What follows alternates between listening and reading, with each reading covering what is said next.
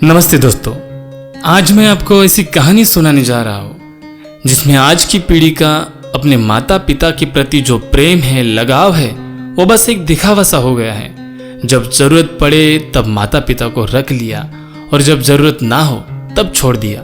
तो आइए दोस्तों, ऐसे ही एक छोटी सी कहानी की शुरुआत करते हैं। एक दिन राकेश जी अपने पुराने स्कूटर को किक मार रहे थे, लेकिन वह स्टार्ट होने का नाम नहीं ले रहा था। इधर ड्यूटी पर जाने के लिए उनको देर हो रही थी। तभी सामने से एक कार तेजी से आकर उनके पास रुकी और बोले, पापा कब तक इस खटारा स्कूटर को चलाते रहोगे?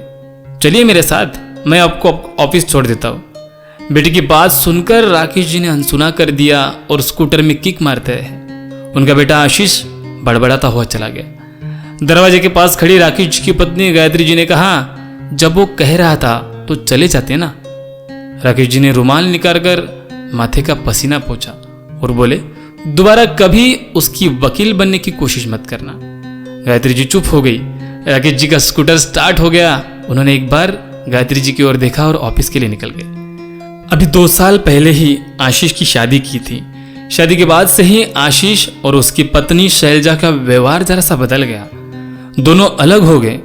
वो तो अच्छा हुआ राकेश जी ने बेटी की बात मानकर जॉब नहीं छोड़ी, वरना आज वो भूखे मरते। इधर शाम को जब आशीष घर पहुंचा तो शैलजा गुस्से से बोली, हो गई तसल्ली बेइज्जती करा कर। गली में सब देख रहे थे और तुम्हारे पापा जैसे उन्होंने तो सोच ही रखा कि तुम्हारी बेइज्जती करनी है। आशीष को भी गुस्सा आ गया और वो गुस्से में बोला, तुम ठीक कह रही हो, मैं कल ही मकान ढूंढता हूं, अब हम यहां नहीं रहेंगे। 2 दिन बाद ही वो अपने नए घर में शिफ्ट हो गए। गायत्री जी रो रही थी। अलग था तो क्या हुआ, कम से कम सामने तो था। उन्होंने राकेश जी की ओर देखते हुए कहा। राकेश जी कुछ नहीं बोले। राकेश जी जैसे जिंदा दिल इंसान जिन्होंने अपनी छोटी सी नौकरी में पैसे बचाकर और कर्ज लेकर आशीष को पढ़ाया था। जब वह सरकारी ऑफिसर बना तो राकेश जी को लगा जैसे उनका जीवन सफल हो गया, लेकिन बहू बेटे की बेरुखी ने उन्हें तोड़ कर रख दिया। अब वो बिल्कुल शांत रहते हैं। बस उन्हें एक ही चिंता थी कि उनके बाद गायत्री का क्या होगा। कई महीने बाद आशीष अपनी माँ से मिलने आया। आशीष को देख गायत्री जी बहुत खुश हो गई।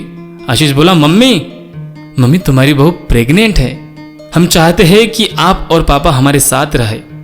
शैलजा बहुत परेशान है। गायत्री जी ने राकेश जी की ओर देखा, लेकिन उन्होंने जाने से साफ इनकार कर दिया। आशीष जानता था पापा कभी नहीं मानेंगे। उसने मम्मी से कहा, मम्मी तुम चलो ना। गायत्री जी ने कहा, बेटा तेरे पापा का ध्यान कौन रखेगा? एक काम करो, तुम दोनों वापस आ जाओ। शैलजा की देखभाल भी होगी और मैं इनका भी ध्यान रख लूंगी और कोई परेशानी नहीं होगी। तभी राकेश जी ने लगभग चिल्लाते हुए कहा, इसका पोर्शन मैंने किराए पर दे दिया है। 2 दिन बाद वहां लोग आ जाएंगे, इसके लिए अब यहां कोई जगह नहीं है। पापा की बात सुनकर आशीष निराश होकर चला गया। गायत्री जी रोने लगी। राकेश जी ने कहा, कल जब इनका मतलब निकल जाएगा ना तो ये फिर रंग बदल लेंगे। कल अगर मुझे कुछ हो गया तो तू इनकी नौकरानी बनकर रह जाएगी। इससे अच्छा है अपने सम्मान के साथ उनसे अलग रहे। ऊपर किराएदार आएंगे तो घर की देखभाल भी होंगी और कुछ पैसे भी आ जाएंगे।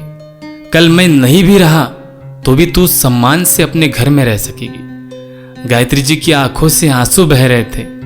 ठीक ही तो कह रहे थे राकेश जी।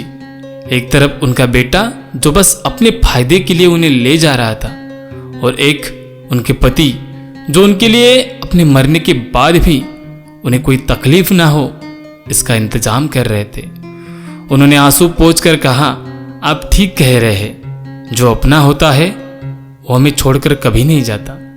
आज से नई जिंदगी की शुरुआत करते हैं जहां बस हम दोनों एक दूसरे का साथ निभाएंगे।